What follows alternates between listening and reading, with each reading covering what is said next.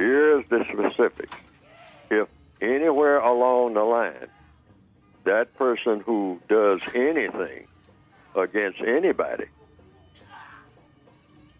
who is not a white supremacist, I mean, even any person that's harmed by mistake, that is not maximum emergency compensatory action. It is null or void. It does not fit the profile.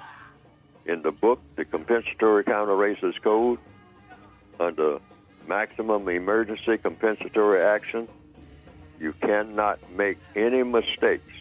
That action must be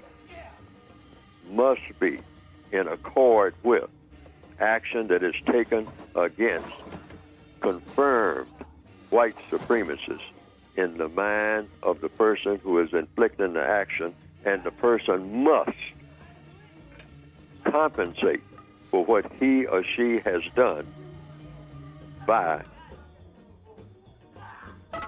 killing him or herself. Why?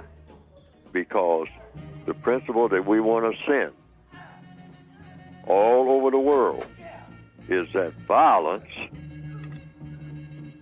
should not be an option under any circumstance in settling any kind of dispute. The white supremacists glorify death. So you don't want to get in the habit of having either a one-person army or an army of millions that glorify death. There are no heroes in inflicting violence on a person under any circumstance. All of this stuff about strutting around in uniforms and all like that and being heroes and getting medals for killing people, that's not the type of world that anybody should envision for the future if we're talking about universal man and universal woman. Mm-hmm. No. We're trying to get rid of that idea altogether. So even under the greatest of pain, even for a slave rising up against a slave master, that slave should say, well, I am taking people out of this universe who were put here by a creator.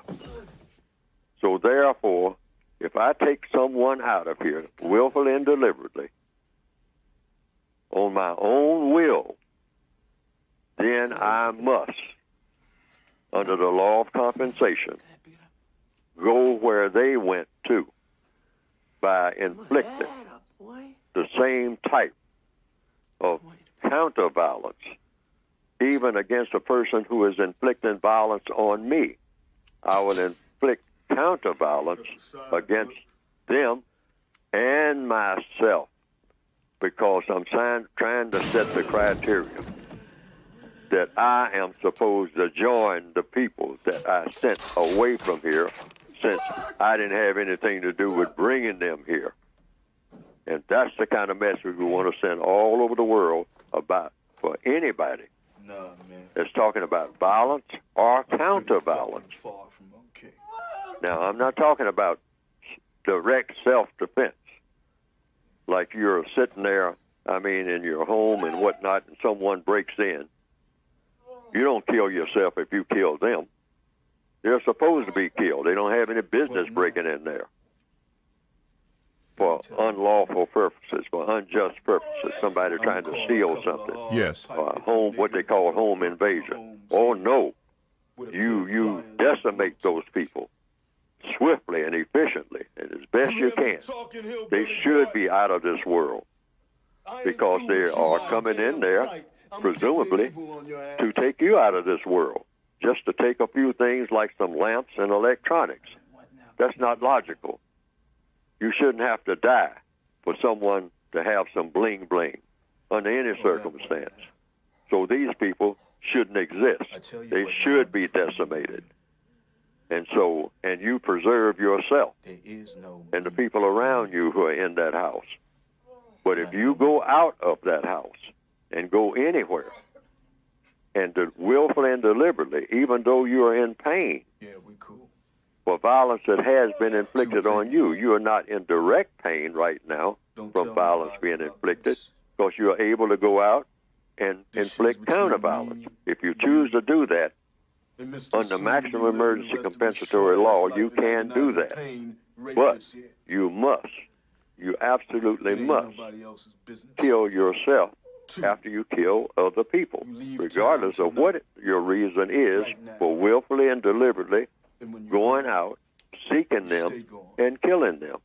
You kill yourself because the lesson that you're trying to send is that the glorification of making death on this planet has to stop everywhere,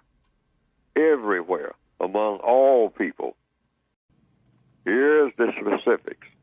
If anywhere along the line, that person who does